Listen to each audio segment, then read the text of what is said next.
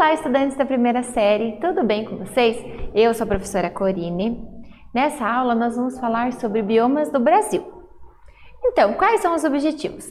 Relembrar a definição de biomas e listar os principais biomas brasileiros e os impactos ambientais nos mesmos pela intervenção humana. Então, além de a gente falar dos biomas do Brasil, nós também vamos falar alguns impactos ambientais que nós temos aqui e que são decorrentes da ação do homem. Então, olha, na aula passada você aprendeu que biomas são regiões e com conjuntos de vida animal, vegetal, tem geologia, clima, que são daquele local, né? Tem uma formação de paisagem, né? E tem a flora e a fauna própria. Então, nós vimos os biomas do Brasil, do mundo, de acordo com o clima, de acordo com o relevo, os tipos de vegetação, o tipo de indivíduos que tinham naquela região. Então, nós vamos ver isso também aqui no Brasil. Então, quais será que são os biomas? Eu quero que vocês tentem ir fazendo a relação dos biomas que nós estudamos na aula passada com os biomas que são encontrados no Brasil. Então, olha, os brasileiros nós temos a Amazônia, Mata Atlântica, Cerrado, Caatinga, Pampa e Pantanal. Então, o bioma Amazônia, ele vai ficar aqui, olha, na região tropical, bem perto da linha do Equador, né? A linha do Equador passa por aqui. Daí nós temos o bioma do Cerrado, bem no centro do Brasil. O bioma Mata Atlântica, né? Pega aqui toda a região do litoral, a região aqui do Paraná, Santa Catarina. O bioma Pampa vai pegar bem a região ali do Rio Grande do Sul, né? E temos o bioma Caatinga, que vai pegar essa região ali nordeste. E o bioma Pantanal, que fica ali já próximo já à Argentina, né? Do lado do bioma do Cerrado. Então, são esses biomas brasileiros, os 6 biomas. Então, o que nós temos nesse bioma? Vamos começar pela Amazônia. Bioma Amazônia, né? Nós temos lá a floresta Amazônia, a floresta da Amazônia. 49% da nossa vegetação do território brasileiro é ocupado por esse bioma. Olha o tamanho dele, observe aqui no mapa o tamanho desse bioma Amazônia. Então, é uma quantidade muito grande, né, que é o que o território ocupa do território brasileiro. É uma região muito importante, né, ela vai comandar todo o clima de um país, né, essa região aí, os índices de chuva que tem no sul são devido ao bioma aqui da Amazônia. É a maior floresta tropical do mundo. Então, 20% da disponibilidade mundial de águas, ela está aqui na floresta amazônica. E também é uma região de grande reserva de minerais, então grandes minerais, né? Uma região de reserva que eles estão ainda no solo nacional.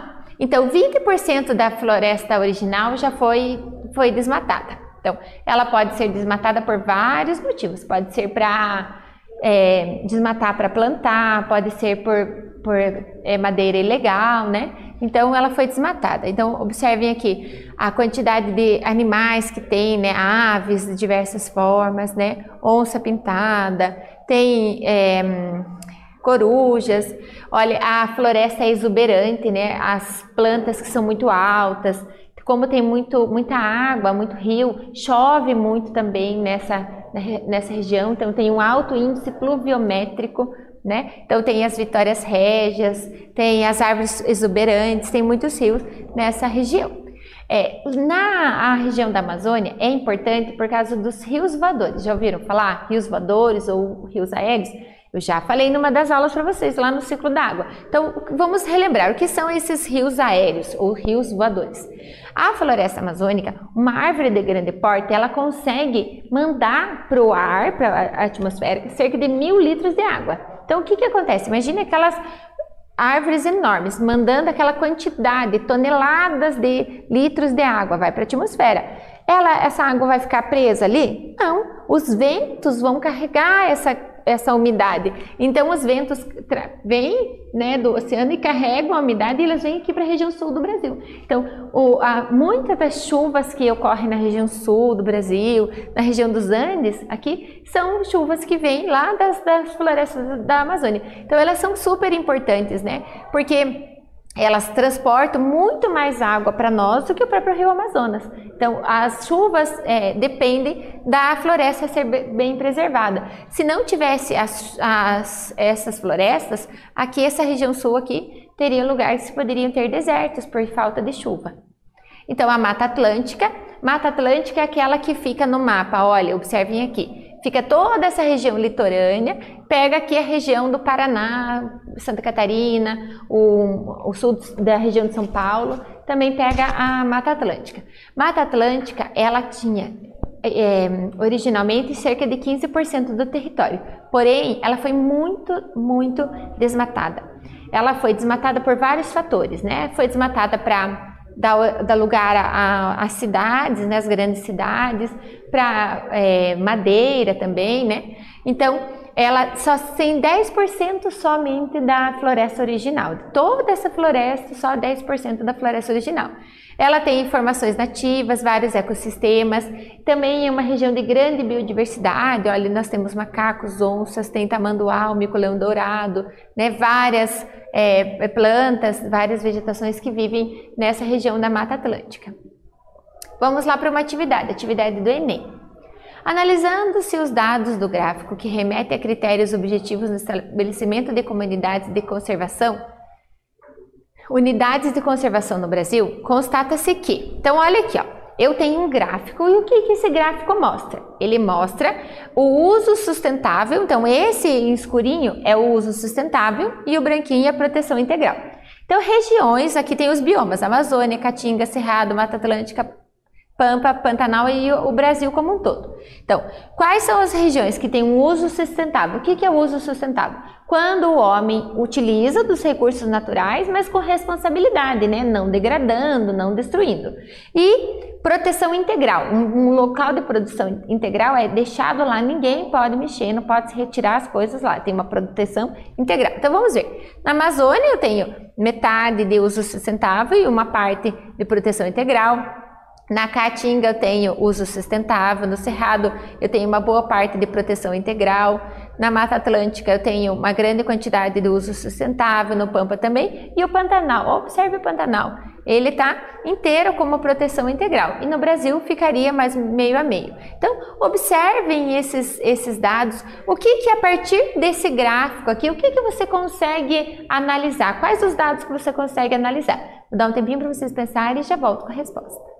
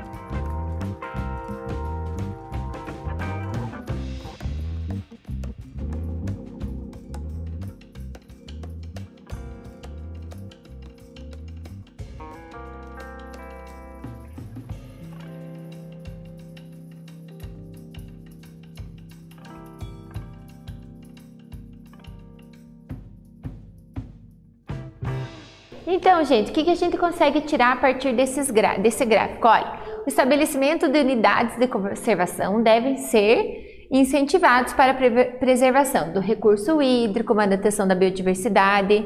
As unidades de proteção integral, por exemplo, ali o bioma Pantanal. O bioma Pantanal é a região mais preservada que nós temos. Então, por quê? Porque ele existe essa proteção integral, né? E o uso sustentável. Tanto a proteção integral quanto a unidade de uso sustentável promove simultaneamente a preservação das áreas dos diversos biomas brasileiros, protegendo os mananciais, a fauna e a flora desse ambiente. Então a gente pode perceber que com o uso sustentável, olha a quantidade de seres vivos que nós temos vivendo nesse local. Então vamos continuar, né? O Cerrado. O Cerrado, olha lá a região do Cerrado, observe ele no mapa, região centro-oeste do nosso estado. Então, ocupa aproximadamente 24% do território, então uma grande parte do território brasileiro. É reconhecido como a savana mais rica do mundo em biodiversidade. Lembra do bioma savana? Que é aquela região, nós temos savana lá na África e nós temos nessa região também aqui no Brasil. No Brasil, nossa savana é chamada de cerrado. O que elas têm? A gente tem que 40% da mata original já foi devastada, então uma grande quantidade também. Mas o que essa planta tem? É uma região mais seca, as plantas são adaptadas para viver naquele clima, tem raízes profundas para conseguir retirar a água do solo, elas têm os galhos retorcidos, né, porque são adaptadas ao tipo de ambiente. Aquele local pega fogo espontâneo, então o calor faz com que elas peguem fogo espontâneo, isso é natural, isso é bom porque faz a quebra de dormência dessas sementes, elas vão germinar a partir dessa alta temperatura, então são características que elas têm, né, como é um fogo passageiro assim, ela não morre, ela dá uma sapecadinha, uma queimada, e aí ativa essas plantas a germinarem, então é uma coisa natural. Claro que o fogo, né, pelo homem, ela vem para destruir mesmo, as queimadas destroem a plantação, deixam o solo pobre, mas nesse caso, como é um fogo natural, ele é até bom para biodiversidade. Então, plantas típicas dessa região, né, e animais típicos dessa região.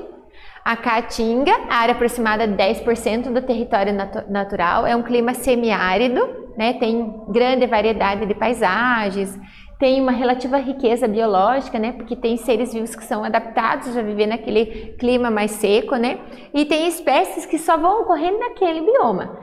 36% já foi alterado pelo ser humano, então observe que, olha, nós temos a arara azul, nós temos onça, né, temos aves, né, vários tipos de animais, e também as plantas são adaptadas.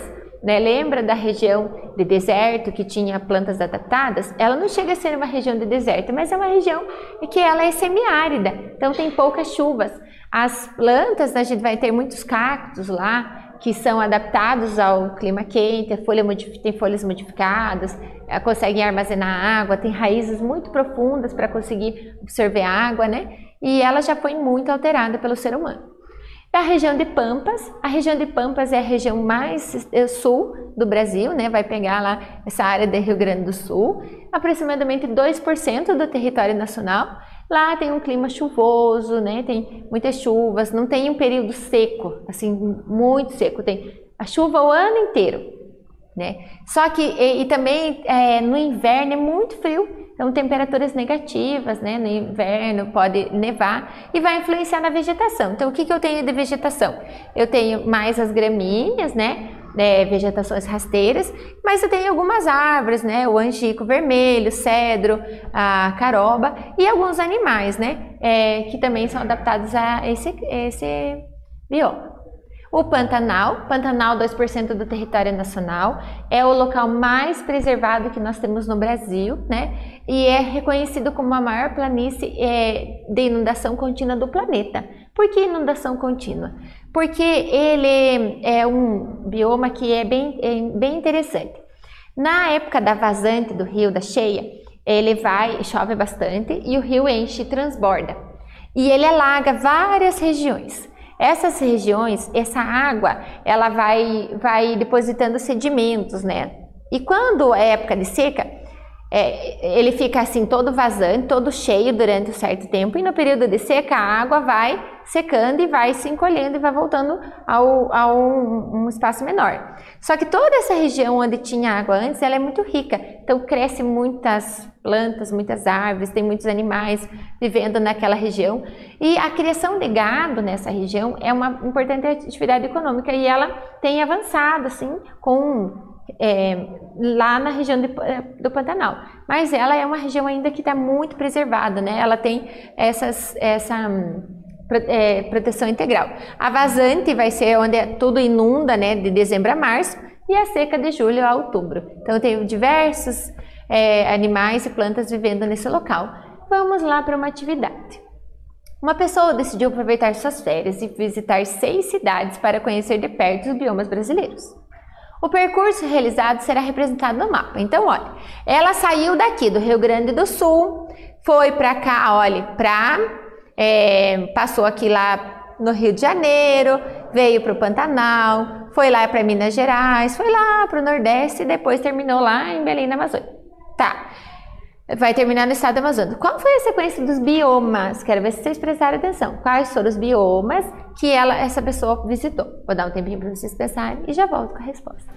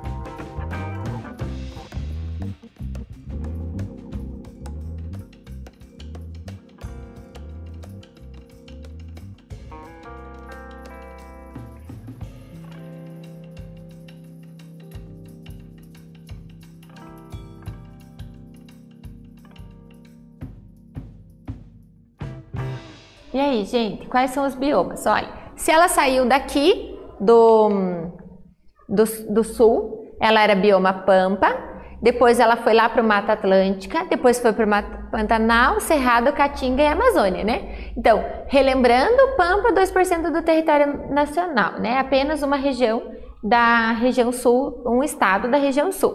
Mata Atlântica, toda aquela faixa litorânea, então quando ela foi para o Rio de Janeiro, Espírito Santo, ela pegou Mata Atlântica. Pantanal, 2% do território brasileiro, né? Fica em 2 estados, Mato Grosso e Mato Grosso do Sul. O Cerrado vai estar localizado lá na parte central do país, quando ela foi para Minas Gerais.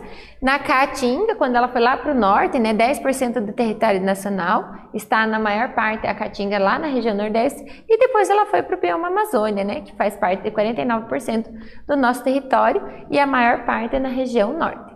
Então, nós vimos essa aula, o conceito de biomas, e vimos também os biomas brasileiros. Conseguimos fazer a junção dos biomas do mundo com os biomas brasileiros. Discutimos os impactos ambientais que foram causados pelo homem e a interferência dele no meio. Eu espero que vocês tenham gostado. Até breve!